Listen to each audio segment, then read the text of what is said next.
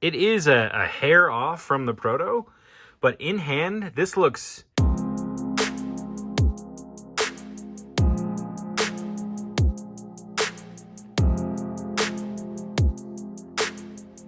This action figure unboxing is brought to you by Wonder Where Your Toys Are Land and Oilers Workshop's artisan displays, like this one that I made. It's cast out of plastic. I sculpted this original design myself by hand. I'm going to make a limited number of these. Only 100 will be made. If you're interested in getting one of these handmade, hand-painted, hand-finished, made in America by one guy, stay tuned to the end of the video to find out where, when, and how.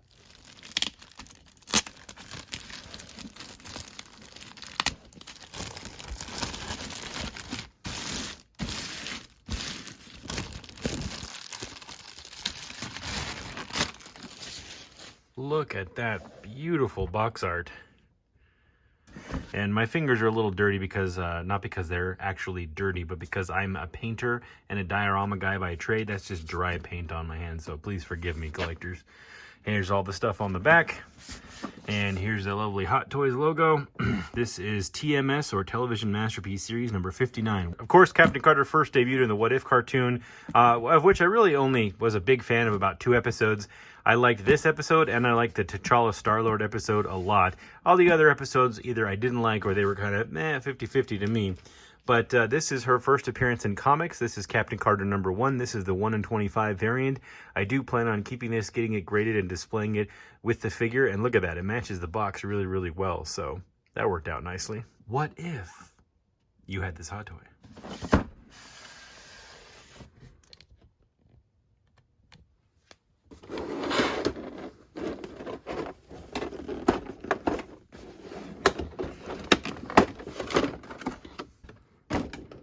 All right, let's take a look at the figure before we open anything else up and see how we feel about it. Just looking at this fabric, by the way, it's dyed really, really well and really, really nicely. That actually looks pretty fabulous. This suit looks better than it did in the images. That looks really, really nice. I'm really impressed by the suit. Really, really clean. Really, really sharp and really, really clean. Take the hand. Take these off. It's always fun to try to cut these off without damaging the figure.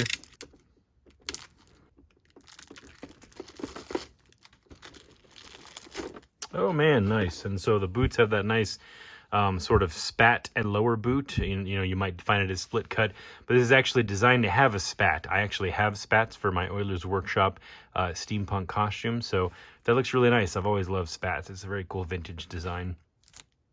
Hey, that looks great. You know, everybody was stressing when they saw the final pictures. Guys, this looks great. Look at that.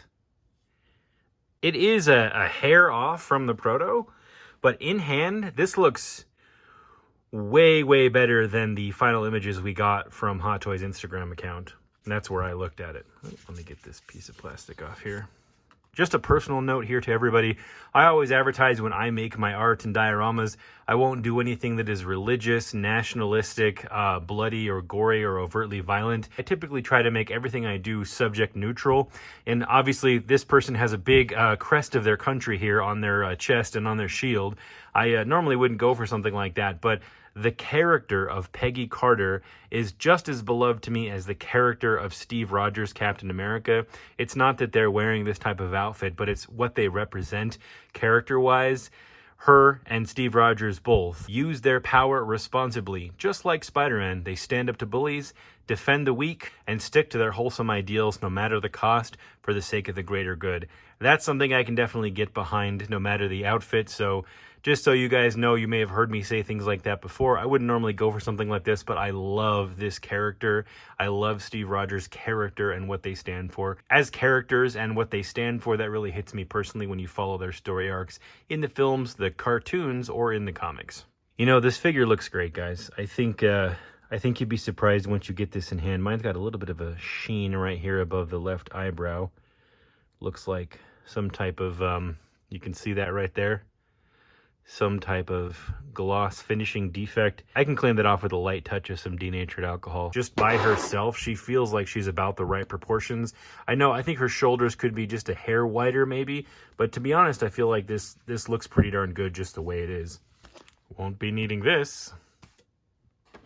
All right, here's what she comes with. She comes with her chunky replacement hairpiece, and check that out. That is magnetic. I'll switch that out here when I get to posing her, but it's got 3 key-in points, and again, excuse my fingernails, that's just dried black paint.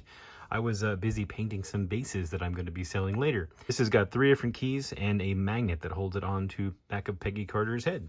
Comes with her crazy Union Jack shield, and it's got the arm slot, and it's got the hand slot, and where you can, looks like here you can plug in her strap over her arm and click it in so that you could get everything to fit nice and tight. She comes with 3 additional right hands. She's got a fist, she's got a pistol grip hand with her finger on the trigger, and she's got a slightly open hand. She comes with 2 additional left hands, one with the slightly open hand and one with the fist. Of course, these hands are in addition to the ones that she comes with on her hands and on her body already out of the box, which are these open palm hands. And of course, her whole character arc starts her off in World War II, helping to fight off the bad guys. So obviously she comes with a World War II era pistol. I probably won't be using this. I'm not a gun guy. But then she comes with this cool sword that she pulls off the wall while they're fighting the Red Skull, and you get that crazy interdimensional cephalopod coming through that she gets to fight off, which was really, really cool to see. Love that concept. Love giant alien cephalopod monsters. And this sword looks great. It's got sort of that barbarian broadsword look to it, that Germanic broadsword, which is indicative, of course, the place that they were fighting in. This is probably going to be what I display her with. And of course, she comes with the branded base and the crotch grabber piece so that you can pose her on this. It would be kind of cool if she had a flight stand, you know, so you can get her in the jumping poses, but I might just have to steal one of my flight stands from one of my Mandalorians to put her into a jumping pose. And of course, she comes with these wrist pegs. So I was a wuss and looked at the instructions just to check on what they want me to do for the shield. The instructions do tell you to put the gripping hand onto the shield and then to actually put the strap on and slide the arm into the peg and have the strap over the arm. So it's a couple of steps there to get the shield actually on her arm correctly and sitting correctly. So we got 3 little steps in between. It's a little bit of a chore, but it's going to keep everything nice and fresh looking as you assemble and disassemble that for posing. So this should just pop right off. Pretty well stuck in there from the factory. I had to pull down pretty hard on both sides. So there's a short hair Peggy, if you want to do a short hair Peggy. And then we've got the battle posed hair with the magnet and the keys. And it looks like it kind of needs to be pushed up in there. Yeah, pushed up in there and then squished in.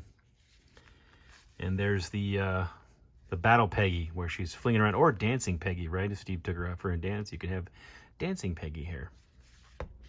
Guys, I really like that face sculpt.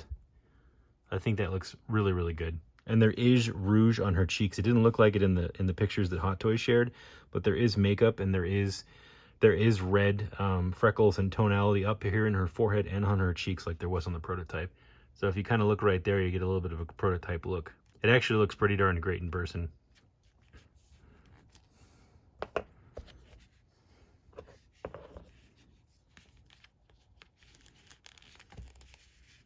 All right, she's got not a ton of upward motion here. It gets pretty stiff right there on the arm.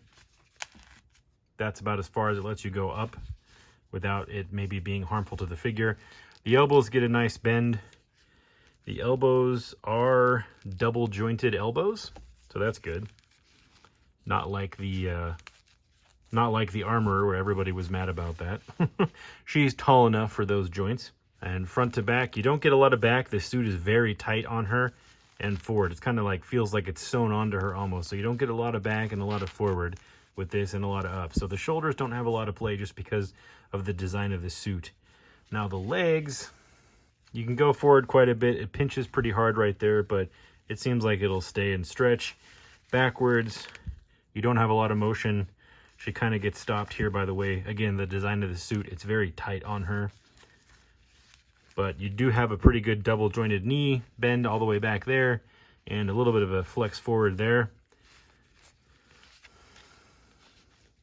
If I slide the spat up a little bit, you get a a little range of motion forward and not a ton back. Side to side, there's a little bit side to side, but not a lot. So she is a stiff figure because of the design of the suit.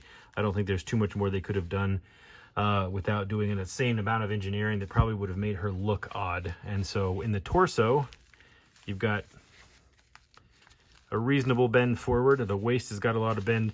The torso, not a lot, again, because of the suit design. Back, you've got a little bit of a bend back there. Side to side, some okay motion on the side to side. Not a super flexible figure, so if anybody wants to tear their figure open and take any of the padding out and see if it does any different. But although this feels like there really isn't any padding underneath, this feels like it's pretty much straight onto the frame. Maybe in here there is, in the waist there is some padding, but honestly, she's been doing her CrossFit, so there is no padding under there. Peggy's ripped, I gotta say. The belt looks really nice. I'm liking that. The colors look nice on that. These are molded pieces of, looks like some type of vinyl. The belt does look like it is permanently on, unless you want to disassemble part of the figure. There doesn't seem to be a way to take it off. So let's see if we can get the shield hung on her back here. Kind of like one of those coat hangers for the back of your closet door, but back here on the back of Peggy. And is that how they want us to do it? Might have to look. That doesn't seem right. Let me look at my instructions. Oh yeah, they told me to put it in a totally different place. This is why you shouldn't just throw away your instructions, kids. Oh wow, looks like they want us to put it into this little area right here. Just like that.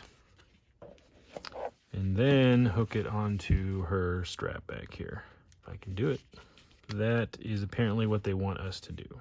Maybe I just need to move these straps down. Hey, there we go. These straps is what needs to come down. There we go. So I just needed to move the straps up. I just needed to move the straps down. That gets it in the right spot.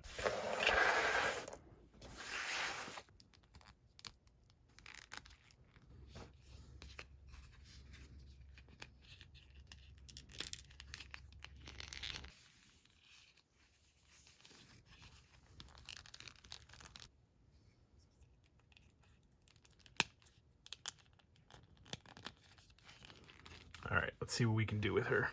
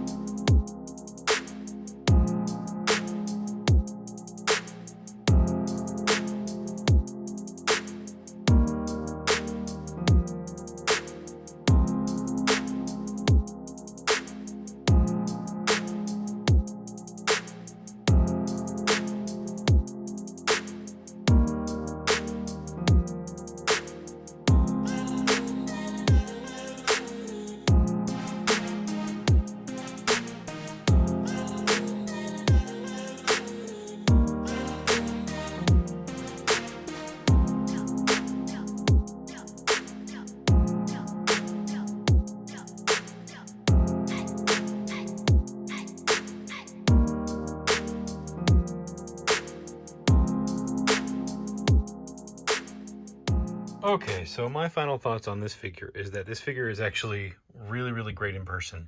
I'm noticing that some of the images that I took and some of the video that I took specifically on my actual iPhone here that I'm filming on, something about it makes her look thinner than she actually is in person. Something about the separation of the hair and the arms from the torso.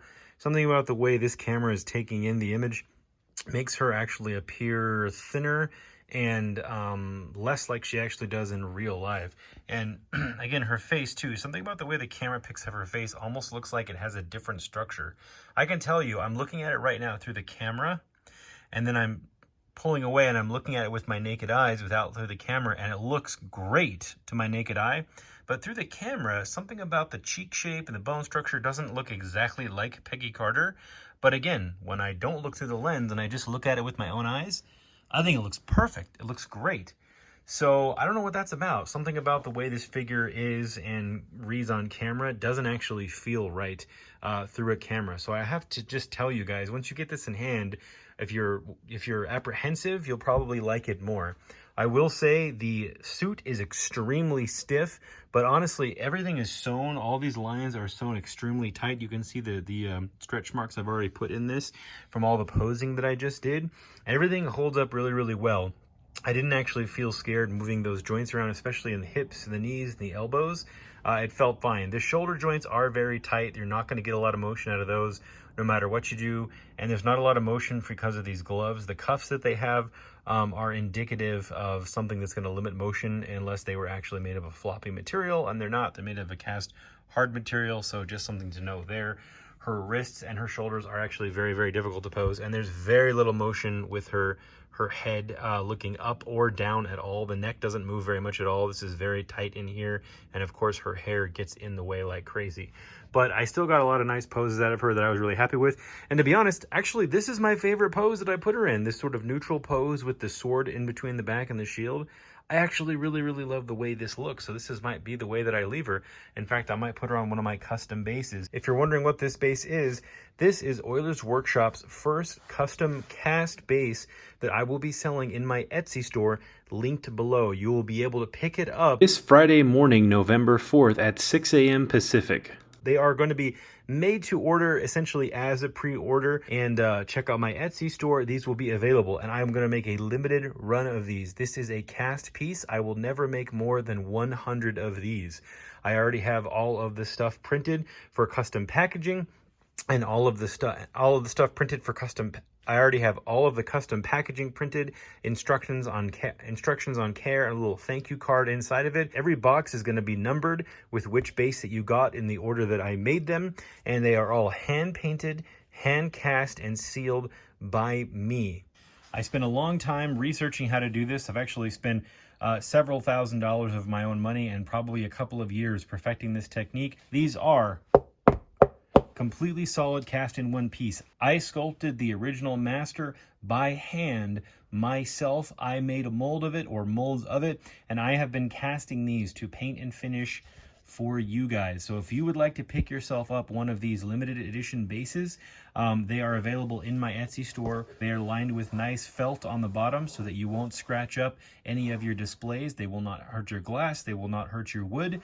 They are nice, covered in felt, soft on the bottom, and they're really heavy. For those of you who thinking they might be just a big ugly hunk of plastic, well, you're half right. They are a big hunk of plastic that I cast myself. I have tested these thoroughly. I have left these in my workshop at extremely high and extremely low temperatures. You shouldn't have anything to fear. Since you're purchasing through my Etsy store, your purchases will be protected if there's any damages in shipping, and I can facilitate that all easily and safely for you and for me through my Etsy store. It is designed with detolfs and display shelves in mind, so it should fit right in there. And again, it'll be nice and soft on your glass or your wood, whatever you lay this on, or your plastic, and you can pose your figures on it.